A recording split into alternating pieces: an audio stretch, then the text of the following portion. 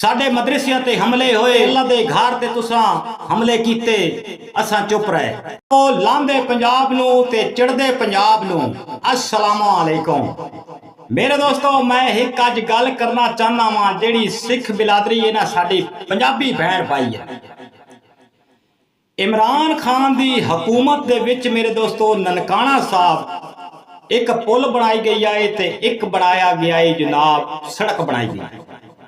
इसलिए बनाई गई है कि इंडिया तो जो सिख साडे भैन भाई आते आन तो उन्होंने कोई तकलीफ न हो। मैं आगे तुहानू वीडियो भी दिखावांगा। तो इमरान खान ने एक काम कर दिखाया ही मेरे दोस्त। आओ रल मिल के पहले वीडियो देखते हैं, मता तुहाडे दिल मोम हो जान ताकि जिहड़ा असीं एक दूसरे के खिलाफ वीडियो बनाने।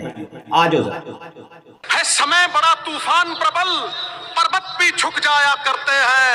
अक्सर दुनिया के लोग समय में चक्कर खाया करते हैं, पर कुछ इमरान खान जैसे होते हैं जो इतिहास बिरादरी दा पंजाबी भाई सिख है जिन्हें शेर बोलिया है। हुण अगे इमरान खान का बयान सुन लो। गुरु नानक देव जी का 550 साल की सालगिरह की आप सबको मुबारक देता हूं, आपको खुशामदीद कहता हूं। देखिए मेरे दोस्तों, असी पाकिस्तानी पंजाबी तुहाडे बारे इतना कुछ सोचते सा, लेकिन तुसा ने एक ठाकुर ने शेर बोलिया ते तुसी धड़ाधड़ वीडियो ऐसियां बनाइया और गालां तक यकीन करो सानू तुसा कड्डियां सी फिर भी बर्दाश्त कीता। इस तरह तुहानू नहीं सी करना चाहिए, तुहाडे ते उम्मीद नहीं सी। जेड़े इंडिया तो पंजाब है, जेड़ा इंडिया पंजाब है, उम्मीद नहीं सी तुहाडे। यकीन करो तुहानू बड़ा असी अच्छा समझदे आसे, और कई विच अच्छे हैं भी है, नहीं कि नहीं है। सियाने आदे होंदे आन कि तलान दे विच इक मच्छी होवे ना गंदी तो सारियां नू गंदियां कर छड़दी। इसी तरह मेरे दोस्तों तुहाडा भी वो हाल सिखां दा हो गया है। एक आदमी ने वीडियो खिलाफ या गालां कढ़ियां ते सारे सिख ही गंदे हो गए। नहीं, कोई विच अच्छे भी हैं, इहदे च कोई शक नहीं। मैं सारियां नू बुरा भला नहीं आखांगा और ना किसी नू गाल देंगा।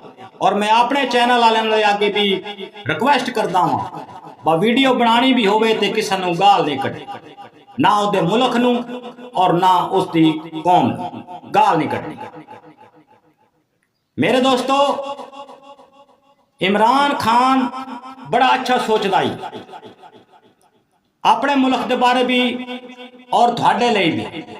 यकीन करो जेड़े पंजाब के सिख हैं इंडिया के उन्होंने नहीं तो इतना पैसा उन्होंने की लोड़ आई लाने की। मेरे दोस्त इमरान खान अपने दौर चो मैनू ये भी दसो मेरे दोस्तों, इमरान खान तो पहले कई हुकूमत आईयां, कई हुकूमत गईयां, किसी ने ननकाना साहब ये काम किया है? नहीं ना किया। मेरे दोस्तों उस तुहानू अपना समझ के ते ये काम किया ही, नहीं तो उन्होंने की लोड़ आई। अजे ताईं भी पुरानियां इमारतां पाकिस्तान दे विचो सिखां दे, हिंदुआं दे, खत्रियां दे, सारियां दे मेरे दोस्तों इत्थे गुरुद्वारे भी हैं, मंदिर भी हैं। यकीन करो, लेकिन असी फिर भी उन्हां दा एहतराम करते हैं तुहाडियां चीज़ां दा, क्योंकि तुसी उन्हां नूं मनदे हो, असी फिर भी एहतराम करते हैं। यकीन करो कि तुसी सानू माफ़ी नहीं दिती हैगी। साडे मदरसिया ते हमले होए, असा चुप रह गए।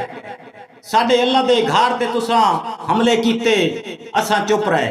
साडियां बच्चियां ते तुसां हमले कीते, असी चुप रहे। ए मेरे दोस्तों तुहाडा काम आई जेड़े इंडिया ले पंजाबी चैनल हैं, अपने अपने चैनल ते वीडियो बनानी और उन्होंने समझाने की कोशिश करनी, मतलब कि उन्होंने कोल कोई ना कोई वीडियो बनती तो समझ दे कि असी तुहाडे बारे ऐ सोच गए कि तुहाडे आने ले रस्ते साफ रखिए, तुहाडियां अच्छियां सड़कां बना के दईए, तुहानू अच्छियां पुली बना के दईए। ननकाना साहब तुसी आओ तो तुहानू टेंशन होवे, तुहानू इतनी प्रोटोकॉल दईए, तुहानू इतनी इज्जत दईए, इतना प्यार दईए, ते सानू तुसी मेरे दोस्तों गंदियां करो और सानू गालां कड्डो ना। मेरे दोस्तों ਇਹ ਤੁਹਾਨੂੰ ਸ਼ੋਭਾ ਨਹੀਂ ਸੀ ਦਿੰਦਾ ਮੇਰੇ ਦੋਸਤੋ। ਖਾਸ ਤੌਰ ਤੇ ਸਿੱਖ ਜਿਹੜੇ ਆਓ ਨਾ ਪੰਜਾਬੀ, ਤੁਹਾਨੂੰ ਸ਼ੋਭਾ ਨਹੀਂ ਸੀ ਦਿੰਦਾ। अल्लाह सोने दे वाले अपना फिर भी ढेर सारा ख्याल रखा है ते दुआ में याद रखा है। अल्लाह हाफिज।